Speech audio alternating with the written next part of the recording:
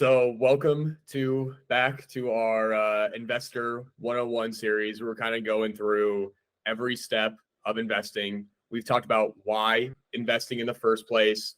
We've talked about defining your strategy, who your core team is, how to analyze deals. Then we talked about how to find these deals on versus off market. When you're going on showings, what does it actually mean? What are you looking for? And we also spoke about offers as well. So today we're talking through the fun part. You have that offer sent. The numbers are good. It fits your strategy. It fits your buy box. Now we're talking about what happens when your agent gives you a call and says you have an accepted offer. That's what we're talking about here today. Hopefully you walk away with a better understanding of exactly what the steps are post accepted offer, and also just feel more prepared and equipped of what's going to happen post accepted offer all the way to closing. Similar format of kind of like 3 phases of like how this all happens. And I know our phases might overlap or be slightly different in different ways, but I'd say like the 3 different phases is kind of like that first 24 hours is usually what I kind of call of like the fast moving part of getting all of your ducks in a row. Then you have like the middle portion, which is like getting through your contingency phases of inspection, appraisal, financing, and then like your final phase of just getting to closing, which includes title, getting the amount of money that you need for the closing table, and actually getting to the closing table and signing. Those are kind of the rough buckets. Does yours differ in any way? That's very close to like what I talk about with my clients as well. I think we should talk about all of those and kind of like what people can expect during those. And then I think we should also talk about like the emotions that are what you're going to feel too as part of it too. Because I think that's like just as important to talk on as well. For sure. So you get that congratulations phone call, congrats, got accepted offer. The first question that the client always has is, so what happens next? That's where we're going to kind of give you those, let's call it 3 to 4 next things that are going to be happening usually in the next 24 hours. That includes delivering earnest money and the instructions to do so. That's going to be forwarding on your accepted offer over to your lender or your financing or whatever it is, if that applies, and then scheduling your home inspection, assuming that's going to apply as well and that you didn't waive it. So those are like the key portions. Here on our team, we've got a transaction coordinator team as well. That's going to help facilitate the transaction, keep us on track with our dates and deadlines, but also keep all your documents organized as well. That's like that first 24 hours. And it's super important to get those things knocked out as quickly as possible. One, to show the seller you mean business, you're getting that earnest money over, but also we're going to talk about the inspection contingency and how quickly it goes. Getting that inspection on the calendar is going to be very critical to make sure that your agents can fully do the due diligence they need to help you get the best negotiated deal. Yeah, I'm with you. And like to speak on, so it's kind of like what happens. It's like a whirlwind right away. You know, like lots going on. If you've never done it before, we try to make it as easy as possible and line out everything as far as here's what you need to do right now and here's what you can expect in the future.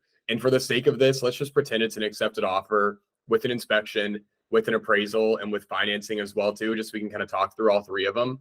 I would say like right away, maybe I'll talk about the emotions and you can kind of talk about like the steps and everything. The first 24 hours, no matter whether it's your first deal or your 50th deal, you always have this initial excitement where you're like, wow, okay. It's kind of like relief. If you've been looking for a while and you finally get that accepted offer. And then from there, it kind of turns into this like, oh shit, like I have an accepted offer. And so I would just say it's very normal to feel that. And I think it's whether it's an investment property or your personal residence, at some point to second guess yourself and go, am I making a mistake? And honestly, like if you don't think that, then you're either the most emotionally sound person I've ever met in my life. I still have that feeling on investment properties that I purchase. It's like, it's just natural as a human to have that like almost buyer's remorse right away. Like we experience that every day in our life when we buy something. So that's very normal to feel a little bit uneasy in a transaction. Tyler, anything you want to add to that? That little bit of fear is what will protect you to make sure you have your eyes open for any problems that come up. but your agent is there to help coach you through those and let you know, again, those things are normal. There's a process that will follow. We have our contingencies to protect you and your earnest money, but those emotions are going to be there. And unfortunately, you're going to be at your lowest points on your emotional feelings right when we get that inspection report back. So we can maybe talk and move into that next phase of what then happens. So that's the first 24 hours. We're getting our ducks in a row. All those things are happening. Now we get to the contingency phase. The first thing that happens is inspection. Do you want to give like the order of events of how it goes? We'll dive into each one. Yeah, so inspection takes place. This is to me probably the most critical portion of the due diligence phase of the offer. You have a home inspector that's going to walk through your property. And I think you do a good job summarizing what they are. I kind of think of them as like a pocket knife. They have a bunch of tools at their disposal, but these tools aren't like this blade that's in your pocket knife. You're not cutting down trees with it, but it's enough to be dangerous with. And so they're going to know a little bit about everything and really give you a high level view of what your property looks like. And they're going to give you a report that's going to be probably 40 to 60 pages long, no matter what. And depending on your strategy, depending on the deal, we're either looking at just the big ticket items that might be in there that they call out for further review or for further due diligence. Or in this report, we might be looking at the smaller things too, if the numbers are really tight. Most of the times in this market today, we're looking at those big ticket items that are going to be costly repairs. And this report that they present to us, it's going to lay out essentially anything that they see that is wrong with the property. And they rank those based on how urgent or how important it is to have that work performed or fixed, or also if there's things in there that are outside of their scope of expertise that they say, hey, it's really worth having a true expert come out here to diagnose what is exactly going on.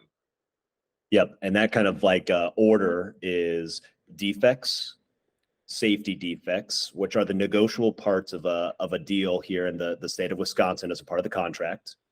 Then we have items for further evaluation, kind of like that determiner of it's not very clearly a defect, but we'll want to have an expert come in and determine if that's the case, followed by repairs, maintenance items, and then items to monitor.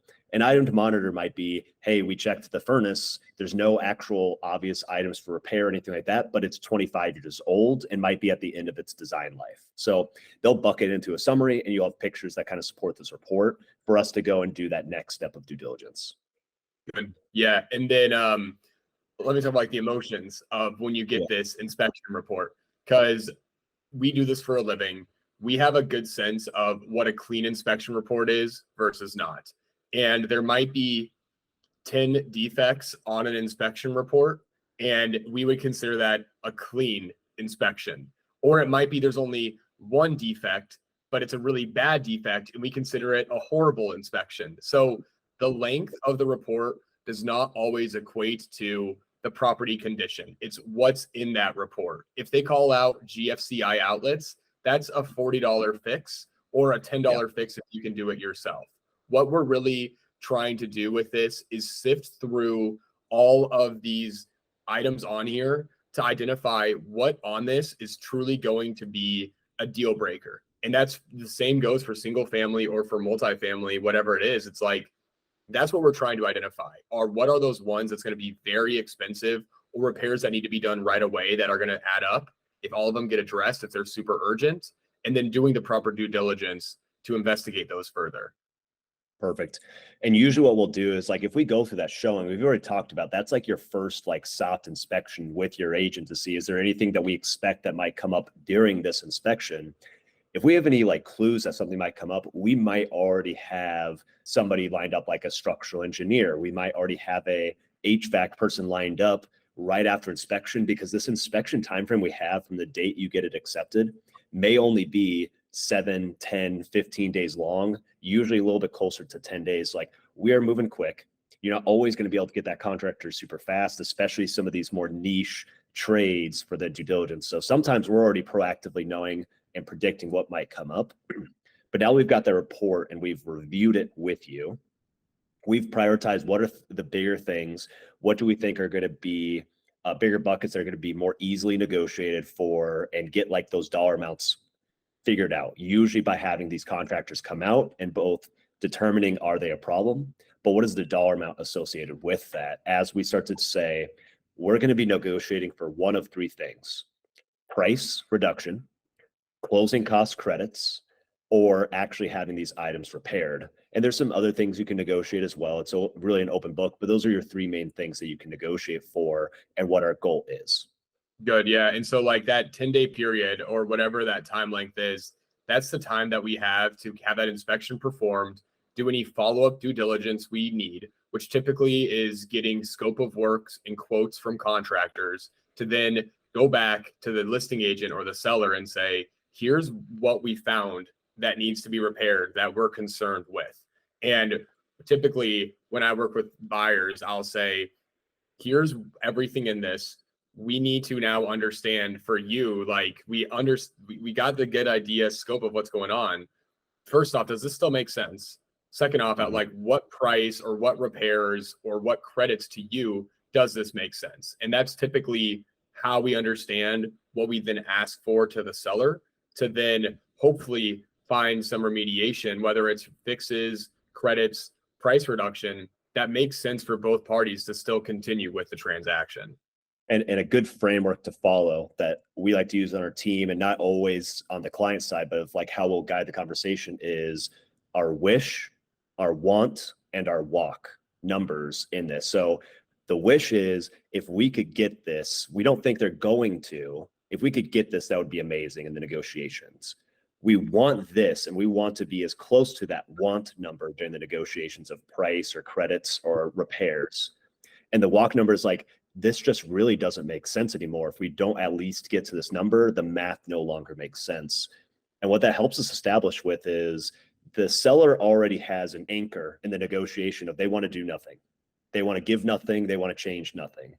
So if we start with your wish number, we're more likely to get to your want number of, if we ask for $10,000 in price reduction, but we wanted 5, we're more likely to get closer to our want number during the course of that transaction. So we're using these quotes and these bids and the scope of work to get us closer to that number. Yeah, cool. Love it. So we go back and forth with the listing agent. Some amendments are flowing around, a lot of signatures going back and forth. We end up settling on a number that makes sense for both the buyer and the seller. Maybe it's a price reduction, repairs, credits, a combination of all three. We then, in one of those amendments, it'll say inspection waives or buyer waives the inspection contingency. That is basically, okay, through now this amendment, these repairs, price reductions, credits, inspection contingency has been finished. We're done with that. Your due diligence phase is essentially over. And now we move on to the next one. Absolutely. So that's the most common thing right there. Obviously, if something big comes up, there's going to be a course of action that we have to do if you actually do need to exit the deal and protect yourself with your earnest money. We're probably not going to dive into that because that's usually not the norm. Usually we're finding that we find a agreeable point in a fair negotiation, but there are ways to protect yourself there, obviously within the inspection, to protect your earnest money if we need to pull out the deal. But it's not just I don't like it, so I get to exit. So obviously can go into that with more detail later on, but like you're leading into, the next contingency that usually comes up on us here is the appraisal contingency. And the easiest way to kind of describe this is, if you're using financing, most likely like a 25% down conventional, or maybe you're using like a 3.5% down FHA house hacker loan product, you're going to have a lender that is giving you 97% all the way to maybe 75% of this asset's value. And they want to hire an appraisal company to send out a licensed appraiser who's a third party, neutral party, to determine, and more specifically, prove the value that you're offering, because they want to make sure that the money they're giving you is towards an asset that's worth that amount. So the result is, we can essentially get 3 results from this appraisal contingency. You offer, let's say 250,000, and it comes back right on the nose, 250,000. That's most common. Your appraiser does know how much you offer. They do get to see the whole offer to purchase. And then the next one would be, it comes in over. It comes in at 255. You've got $5K of equity. Can't eat it, but it feels good because it feels like you got yourself a deal. And the third, which is where I'll kick it over to Nick, is it comes in low. And that does kind of initiate another negotiation event similar to inspection, where we have a appraisal gap. Yeah. And so like the best way that I explain this is your bank isn't going to give you money if the asset is not worth what they're giving to you. So we want it to be at or above. If it comes in below, the appraised price is below the accepted offer, the bank's going to be like, we're not giving you this money because it's not worth that much. And so we then enter a new phase of negotiations where let's say you got it under contract at 200, it appraised at 190. So there's now this 10K gap, this appraisal gap that we have where we need to figure out a way to cover that. And basically how we always start this is we go back to the seller and we say, we need this at the appraised price. That's best case. We reduce the price to the 190K.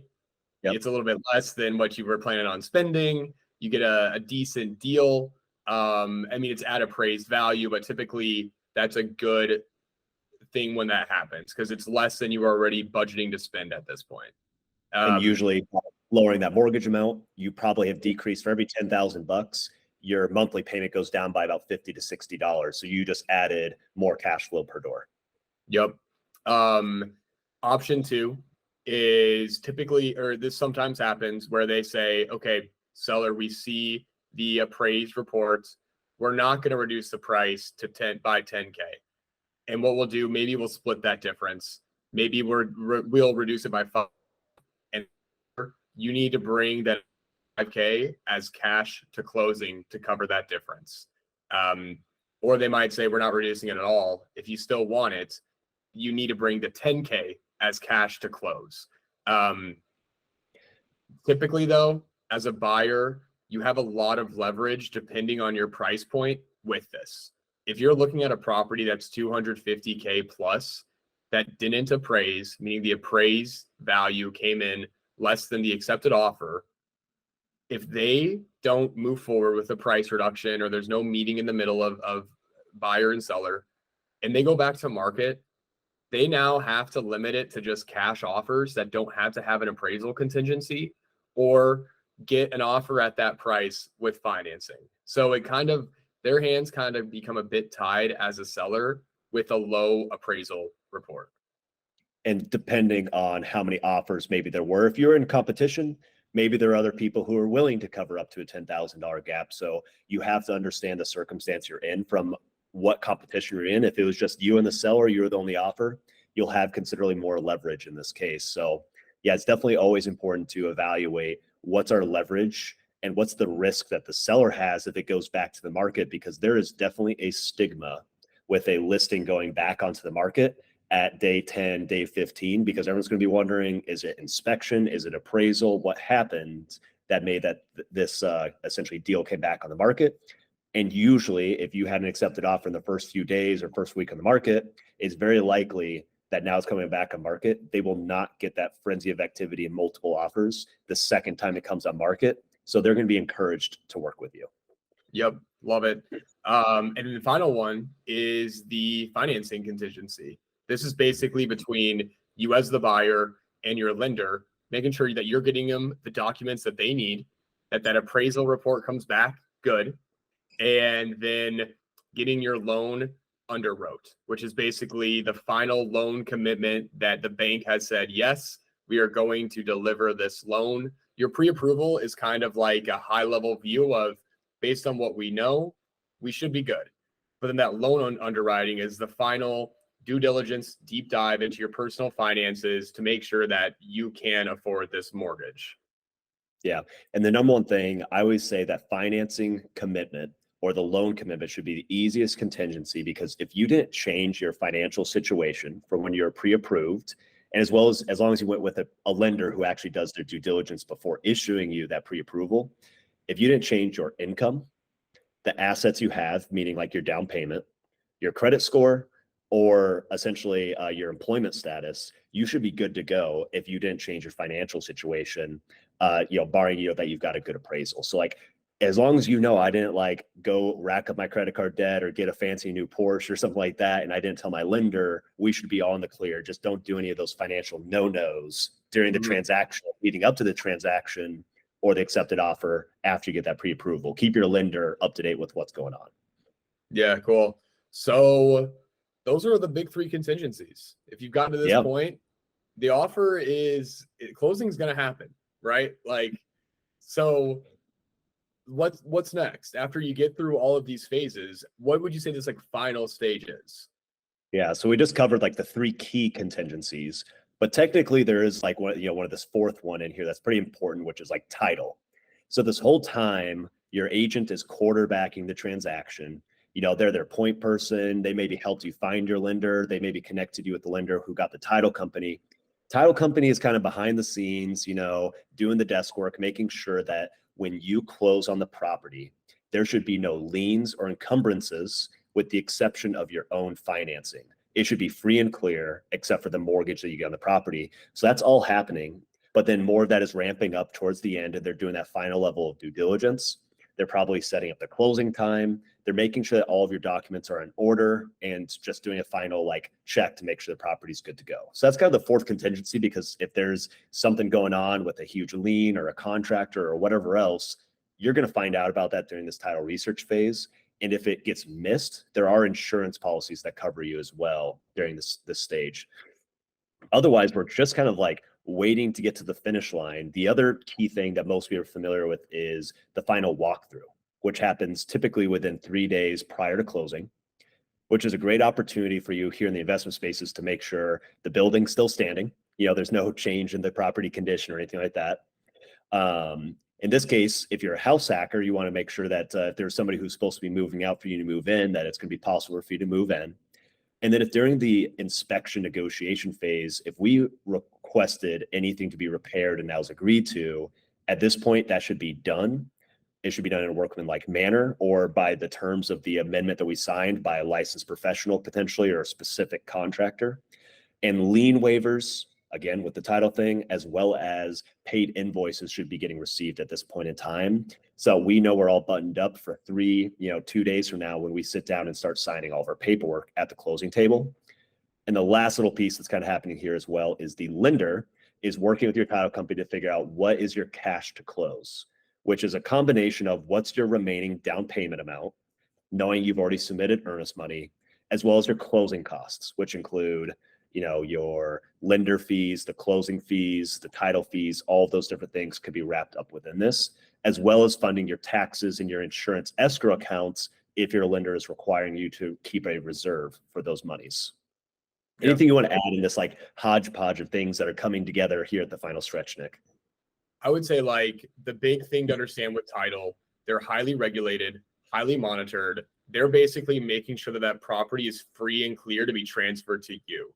They're a third-party company that's completely neutral. That is all they do for a living. And so if anything comes back on that is not accounted for already, just know that that is something that will get you out of it, just depending on what it is that we see.